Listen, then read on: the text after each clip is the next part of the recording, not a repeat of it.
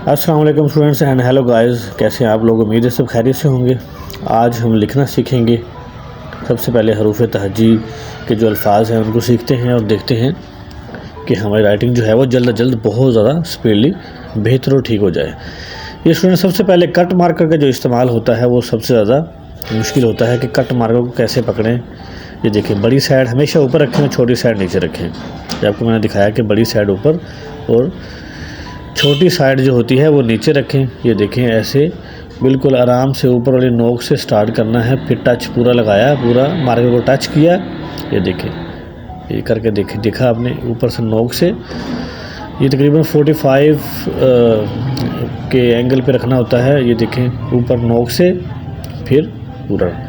ये बे को हम नोक से स्टार्ट करते हैं। बे को जब हम बनाते हैं तो बिल्कुल नोक से स्टार्ट करके पूरा मार्कर जो है वो टच करते हैं और ऊपर नोक बनाते हैं। ये देखें, दोबारा अगला वर्ड जो है इसका, ये देखें, नोक से हम स्टार्ट करते हैं।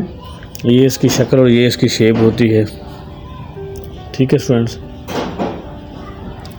ये दोबारा देखें, ये जो ऊपर वाले कोने होते हैं ये दोनों बराबर होने चाहिए।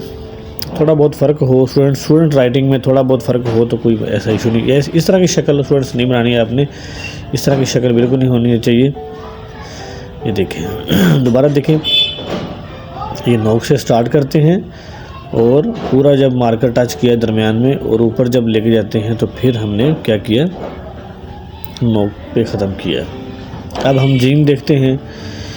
जीम को नोक से शुरू किया, फिर पूरा टच लगाया, फिर हम नोक से शुरू करते हुए जब घुमाते हैं तो पूरा टच ऑटोमेटिकली हमारा टच जो है वो मार्कर जो है वो पूरा कलम जो है जो मार्कर है वो टच करता है। ये दोबारा देखें ज़रा, ये देखें, नोक से शुरू किया और ये घुमाया हमने लेफ़्ट टू राइट।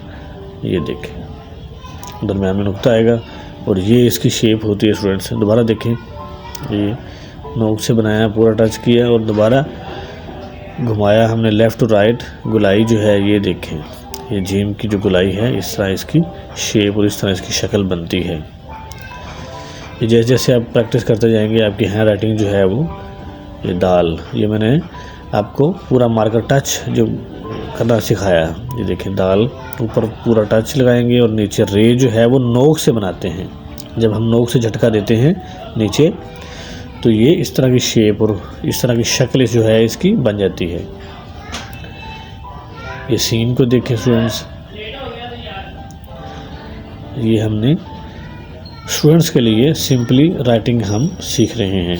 ये देखें, ये इसकी दूसरी शक्ल है सीन की, ऊपर नोक से बनाया और नीचे जो है वो गुलाई। दोबारा देखें, ये सिंपली तरीका और यहाँ से हम दोबारा गुलाई जो है वो गोल करते हैं।